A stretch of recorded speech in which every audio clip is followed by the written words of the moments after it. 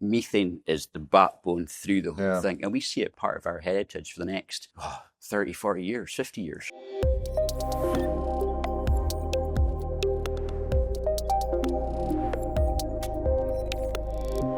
Hello, I'm Ed Reed, editor of E-FWD, and I'm here today with Daniel McAteer from National Gas. Daniel, how did you find today? Did you find it interesting? Yeah, really interesting. It was a really good day, and it built on last night's conversation as well too. I think the big thing for me was it was the same message about getting things moving. It's seen the progress. I think, I always love listening to Chris Stark speak. And the way he put it down with the dominoes. They've laid the dominoes out. It's getting that first domino to actually fall, and it's seen that now actually going into action. And then I found Sam's conversation from a Microsoft point of view extremely interesting as well too. SAS has been a gas infrastructure operator and owner.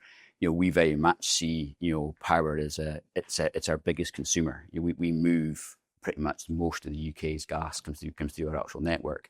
And it's all about how we get our 3-molecule strategy into that. But yeah, it's a really good, powerful conversation.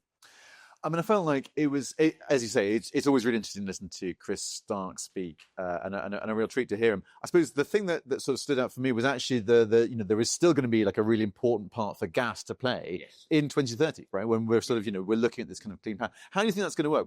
How do you see those kind of pieces fitting together? So that's why, as I say, we're very clear on our 3.5 molecule strategy almost, in a sense. It's methane first and foremost, then it's hydrogen with hydrogen blending, then it's CO2, and we keep the lights on.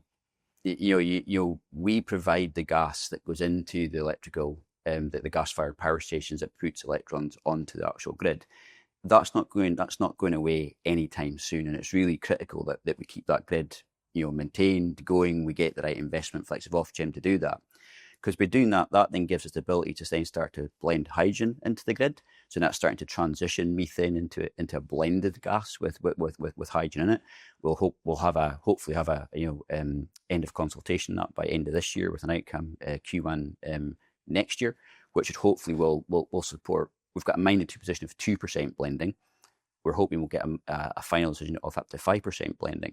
And that starts us to be able to transition our methane network. It starts to allow us to open up the hydrogen market then to then put hydrogen into our methane network without having to have, off-takers, and so forth. And it's future-proofing our grid. Because as we move forward, as other gases come into play, likes of hydrogen, we need to make sure we're ready to actually then carry that. That thing was into Project Union, which is our 100% hydrogen backbone. So methane is the catalyst. It's the solid backbone that goes through that all the way, and then we've got CO2 the back end of that. CO2 and carbon capture allows you to continue to burn methane, capture the actual CO2 from the process, put it back through one of our pipelines or other people's pipelines, and then put that back into CO2 caverns. So yeah, it's fun. Methane is the backbone through the whole thing, and we see it part of our heritage for the next 30, 40 years, 50 years. I suppose thinking about that sort of hydrogen side of things, as obviously that's kind of you can see that kind of coming down the pipe, for want of a better word, but it's. I mean, it's clearly that there's very clear eyes on hydrogen, but I think there are also these kind of questions around how you deliver it, right? I think, talking about kind of blending, but there are these kind of concerns around sort of leakage, kind of corrosion. How do you tackle those questions around ensuring the hydrogen stays in the pipe and doesn't get lost? So that's what we've been doing at Future Grid.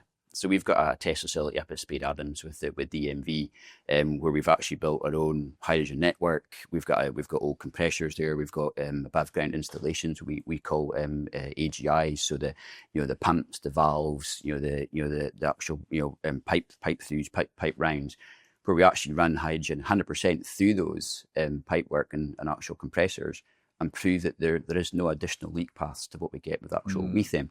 So when I said that we've got our consultation finishes at the end of this year, that's from a DESNZ point of view, but that's also with HSE. So we submitted all our final findings to the HSE, I think 2 weeks ago. So they've been on that journey with us. So it's a DESNZ end of consultation, but it's also an HSE end of consultation. And as I said last night, hydrogen's not new.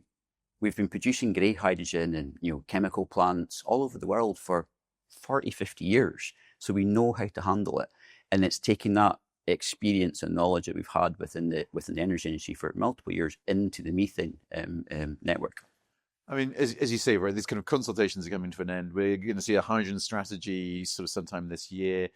For you, what is the sort of thing that you would like to see from the government? What would help? What can the government do to help unlock hydrogen for you? So it's delivering what they say. It's like, again, the conversation last night. So getting that hydrogen review out there. Our aspirations is to get hydrogen into our NTS network by 2028. So give us the support to actually do that. Then in order to do that, you need the hydrogen plants out there to actually produce the hydrogen. So the test that we're doing just now, we've got a small production plant up at Spade Adams. A lot of the hydrogen's coming in. It's trucked in, it's in tankers, XYZ. So it's your HAR1, HAR2 processes. Seeing those projects actually moving forward, because I do think when the blending consultation gets announced, that then unlocks a lot of those projects that are sitting there waiting for a route to market.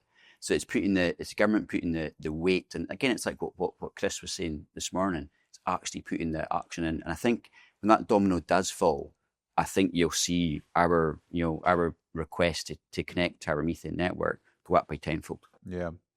And just sort of finally, just sort of the CO2 piece, which I feel is also like a really interesting kind of third gas for you guys.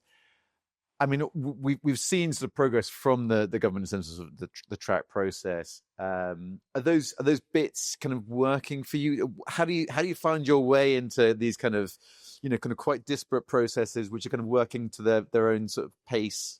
Yeah, so CO2, our big play with CO2 is Acorn. So our part of Acorn is called Scott Connect, which is a pipeline. It was actually to repurpose one of our existing pipelines, which goes from Grangemouth back up to St Fergus Terminal.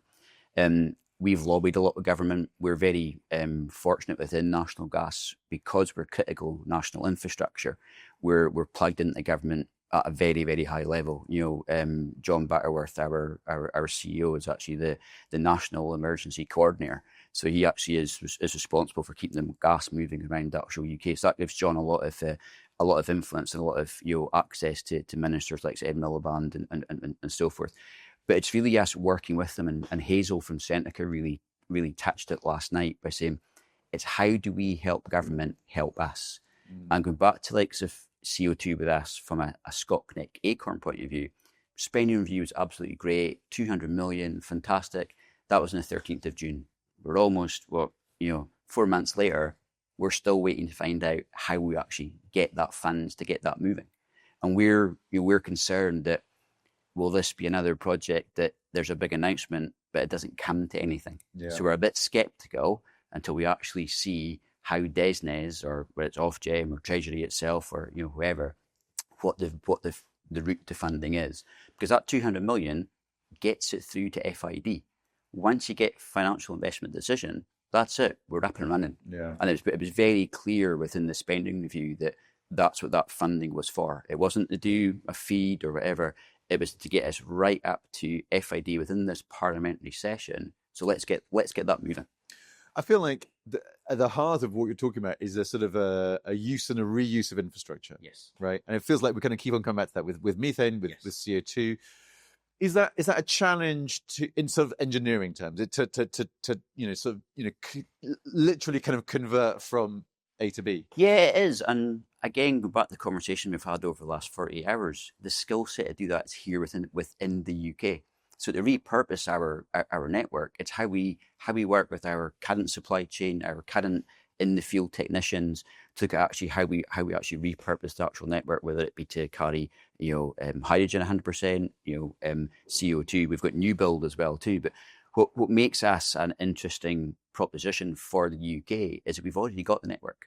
We've got capacity within the network that we can reallocate some of those what we call feeders, which move the gas from north to south, that we can then reutilize that. So then what that does as well is that limits the disruption on landowners, acquiring new land, because the pipe's already there.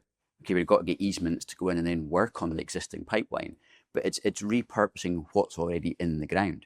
Our pipeline was laid in the 1970s, but it's got a design life of about 140 something years.